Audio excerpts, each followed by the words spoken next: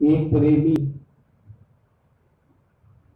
श्री गुरु महाराज जी के दरबार में गया अपने माता पिता के साथ। उस समय उसकी आयु थोड़ी छोटी ही थी। तो श्री गुरु महाराज जी के चरणों में जब अपने मस्तक को झुकाने अपने माता पिता के साथ गया तो श्री गुरु महाराज जी ने उससे उसका नाम पूछा। तो वह प्रेमी श्री गुरु महाराज जी के चरणों में विनती करता है कि माता पिता ने मेरा नाम भाई जोगा रखा है।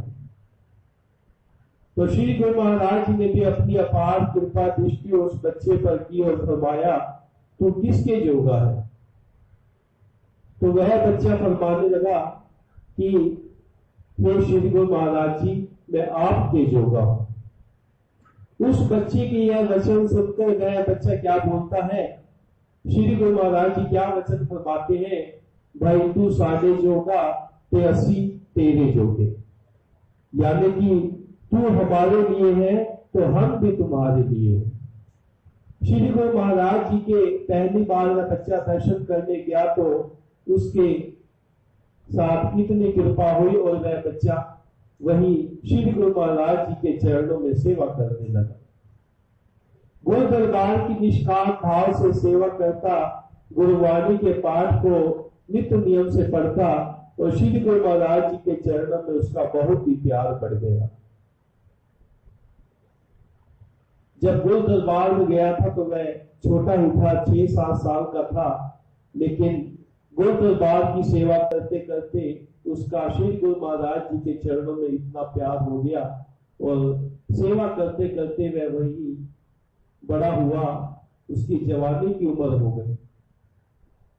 अब माता पिता अपने घर में सोचते हैं कि भाई जोगा बड़ा हो गया होगा, क्यों ना उसको हम घर पर ले आए, उसको कोई काम धंधे लगाए, उसकी शादी वगैरह करें। मन में ये ख्याल लेकर उसके माता पिता श्री गुरु महाराज जी के चरणों में गए। जब श्री गुरु महाराज जी के चरणों में मस्तक को झुकाया, बेनती करते हैं कि भाई जोगे को हमारे साथ भेज दो, हमने उसको काम धंधे लगाना है, उसकी शादी वगैरह करनी है। तो श्री गुरु महाराज जी ने भाई जोगे को बुलाया। भाई जोगा तो जाने को तैयार नहीं था, लेकिन श्री गुरु महाराज जी की आज्ञा को उसने शिरोधार्य किया और श्री गुरु महाराज जी ने भाई जोगे को कहा, तुम जाओ, लेकिन जब भी हमारी तरफ से कोई पत्र आए तो उसी समय एक पल की देरी किए बगैर तुम हमारे पास आ जाओगे। तो श्री गुरु महाराज जी की आज्ञा को पाकर अपने माता पिता के साथ वह घर आ जाता है। घर आकर वह थोड़ा बहुत काम धंधा शुरू किया और उसकी शादी भी तय हो जाती है। इधर श्री गुरु महाराज जी को पता लगता है कि भाई जोगे की शादी हो रही है। तो यहां से अपने एक सिख सेवादार को भाई जोगे के गांव में भेजते हैं और अपने हाथ से एक चिट्ठी लिखते हैं। उसमें क्या लिखते हैं कि श्री गुरु दरबार में आ जाओ। और सेवादार को समझा देते हैं कि जब उसके शादी के 2 फेरे पूरे हो जाए तब उसको यह चिट्ठी हमारी श्री आज्ञा देगा। तो वह सेवादार उनके गांव में चला जाता है। भाई जोगी का पता पूछते हैं तो देखते हैं कि भाई जोगी की शादी हो रही होती है। जब 2 फेरे उसके हो गए तो श्री गुरु महाराज जी ने वह पत्र भाई जोगी को दिया। और भाई जोगी को तो श्री गुरु महाराज जी की आज्ञा थी कि जब आपको चिट्ठी मिले वह चिट्ठी पढ़ते ही तुरंत आ जाना। फेरे हो गए तो सिख सेवादार ने श्री गुरु महाराज जी का हुक्म सुनाया और वह पत्र दिया। तो उसमें लिखा था कि तुरंत आ जाओ। और वह भाई जोगा श्री गुरु महाराज जी की आज्ञा को अपने मन में शिरोधार्य करते हुए, श्री गुरु महाराज जी को याद करते हुए वह 2 फेरे वहीं छोड़कर ही श्री गुरु महाराज जी के चरणों में है। उसके माता पिता बहुत सुख जाते हैं कि अभी 2-3 से फेरे बाकी हैं, इनको तो पूरा कर दो। लेकिन वह कहता है मेरी तो श्री गुरु महाराज जी की आज्ञा आई है, मैंने तो अभी जाना ही है। जब मन में अहंकार आ जाता है, सेवा का भाव होता है, तो मन में अहंकार भी आ जाता है। जब उसने कहा कि श्री गुरु महाराज जी की आज्ञा है, मैंने तो जाना है, उस समय उसके मन में कुछ अहंकार ने अपने डेरे डाल दिए। रास्ते में अपने मन में सोचता है कि मेरे जैसा सेवक कौन होगा जो श्री गुरु महाराज जी की आज्ञा पूरा करने के लिए अपनी शादी को ही बीच में छोड़कर जा रहा है। धीरे धीरे आगे बढ़ता गया तो उसके मन में अहंकार तो आ गया। तो रास्ते में क्या कहता है, अभी तो रात का समय है, क्यों ना मैं रात कहीं पर बिताकर सुबह सुबह अमृत लेने वहां जाऊं। तो उसको कहीं से नाचने गाने की आवाज आती है। तो सामने क्या देखा कि चौबारे के ऊपर एक वैश्या का कोठा है। उसका जब मन में अहंकार डाल दिया तो उस अहंकार ने भी अपना रूप दिखाना शुरू किया और उसके कदम उस कोठे के चौबारे पर चले गए। और जैसे ही को चौबारे की पैड़ियां चढ़ने लगा तो दरवाजे के पास ही एक सिख सेवादार खड़ा था। सिख सेवादार ने उसे कहा, भाई तू तो गुरु का प्रेमी मालूम होता है, तेरा यहां पर क्या काम।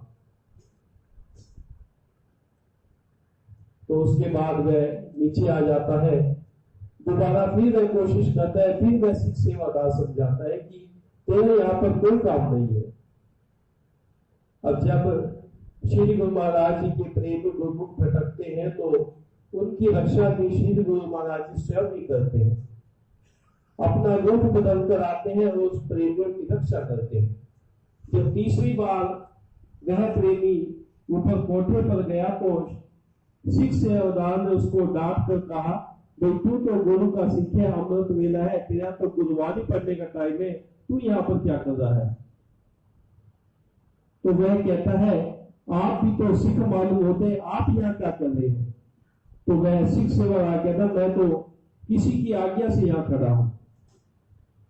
तो वही इतने समय में देखकर अमृत वेला हो गया और उसको अपनी पुरानी याद आ गई कि अमृत वेले में हम श्री गुरुवाणी का पाठ किया करते थे। यह करते करते वह श्री गुरु दरबार में पहुंचा। जब वह प्रेमी श्री गुरु दरबार में पहुंचा तो श्री गुरु महाराज जी के चरणों में गया तो श्री गुरु महाराज जी विश्राम कर रहे थे। तो वह यह सोचकर रह जाता है कि इस समय तो अमृतवाणी पढ़ने का समय है और आज श्री गुरु महाराज जी विश्राम कैसे कर रहे हैं। जब श्री गुरु महाराज जी के चरणों में उसने दंडवत बंदा की तो श्री गुरु महाराज जी जागे तो वह भाई जोगा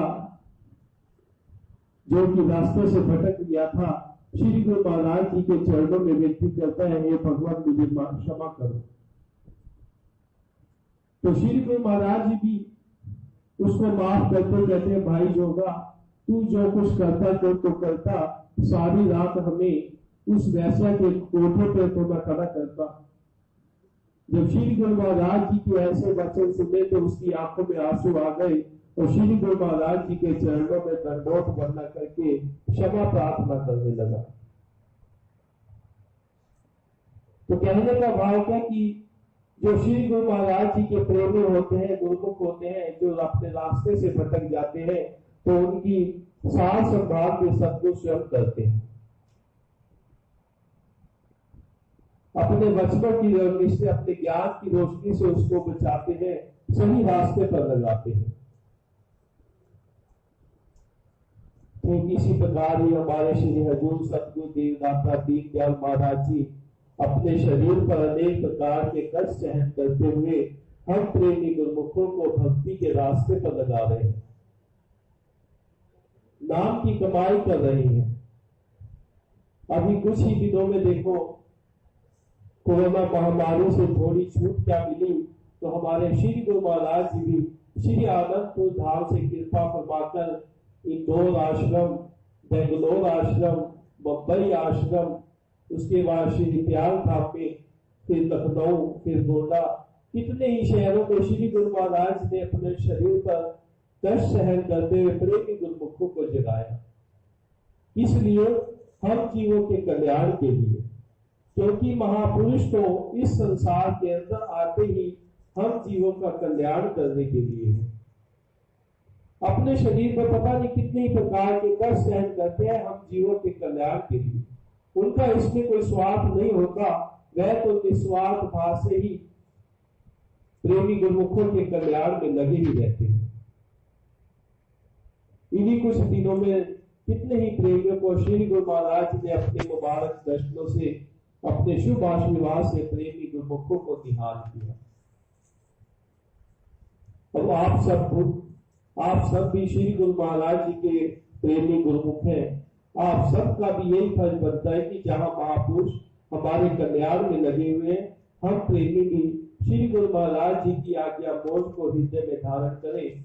जो जो वचन वो महापुरुष हमारे फरमाते हैं, उन वचनों पर बड़ी श्रद्धा व विश्वास से आचरण करें।